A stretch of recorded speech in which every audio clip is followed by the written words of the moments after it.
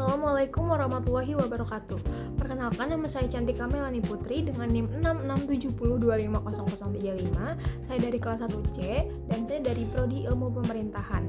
Di sini saya akan membahas tentang definisi dari sosiologi serta ruang lingkup sosiologi dan objek kajian dari sosiologi.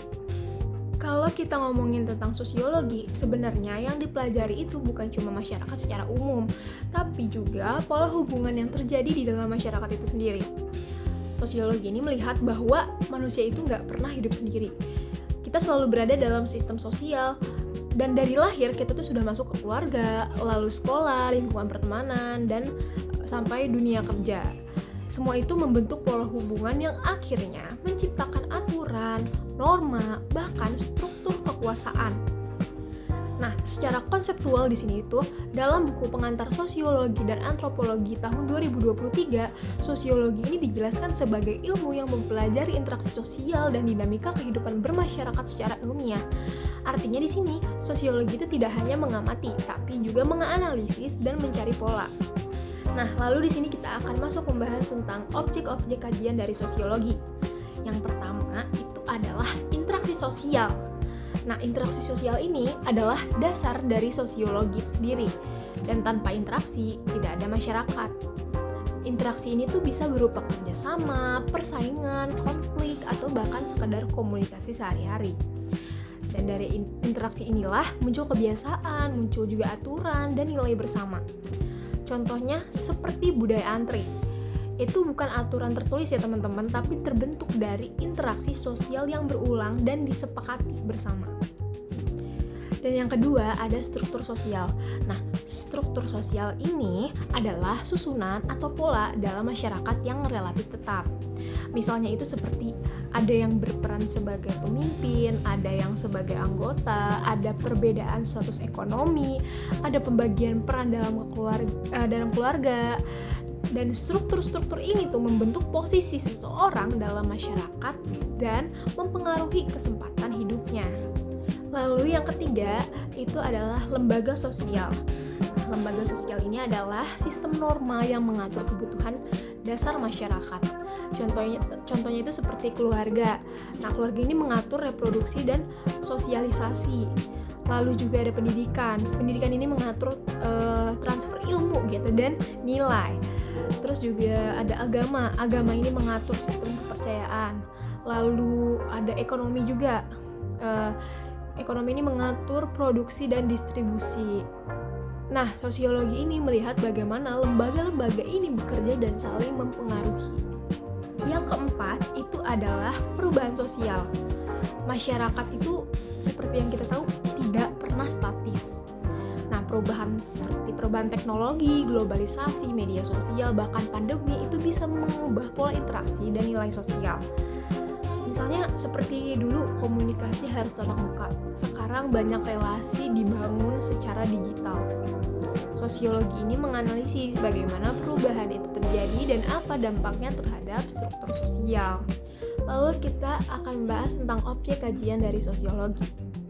Nah, dalam sosiologi, objek itu biasanya dibagi jadi dua, ada objek material dan juga objek formal. Kita akan bahas tentang objek material sosiologi dulu. Nah, objek material tuh apa sih yang dipelajari? Di dalam sosiologi ini tuh, objek materialnya tuh adalah masyarakat dan hubungan sosial yang terjadi di dalamnya. Tapi masyarakat di sini bukan cuma kumpulan orang ya. Yang dipelajari itu pola hubungan, sistem, dan struktur yang terbentuk dari interaksi manusia. Contohnya seperti pola pergaulan remaja, hubungan antara kelas sosial, ketimpangan ekonomi, konflik antar kelompok, terus juga fenomena viral di media sosial. Semua itu termasuk objek material karena itu bagian dari kehidupan sosial. Lalu kita bahas ke objek formal sosiologi. Nah, ini tuh yang bikin beda sama ilmu lain. Objek formal itu adalah cara pandang atau sudut analisisnya. Nah, sosiologi ini melihat masyarakat dari sudut pola hubungan, struktur sosial, norma dan nilai, sistem kekuasaan, perubahan sosial. Misalnya ada kasus kemiskinan nih. Ekonomi ini lihat dari pendapatan dan distribusi uang. Psikologi lihat dari kondisi mental individu. Sosiologi lihat dari struktur sosial, akses pendidikan, kelas sosial, dan sistem yang membentuk ketimpangan.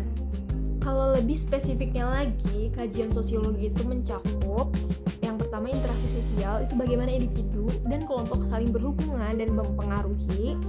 Yang kedua ada kelompok sosial, bagaimana kelompok itu terbentuk dan punya identitas sendiri. Lalu juga ada stratifikasi sosial, itu tuh lapisan dalam masyarakat kaya, miskin, jabatan, status.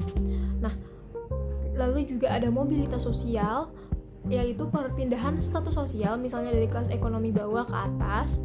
Lalu ada lembaga sosial, seperti keluarga, pendidikan, agama, politik, dan ekonomi.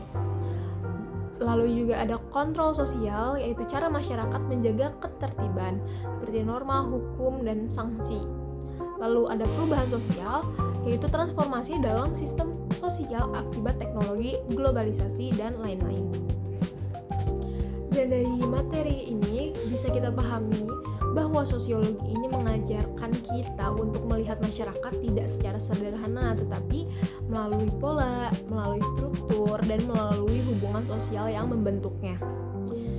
Banyak fenomena yang sebelumnya terlihat biasa saja, tapi ternyata memiliki latar belakang sosial yang kompleks. Dan dengan mempelajari sosiologi ini, kita dilatih untuk lebih peka dan kritis terhadap realitas sosial di sekitar kita. Sekian yang bisa saya sampaikan, kurang lebihnya mohon maaf. Wassalamualaikum warahmatullahi wabarakatuh.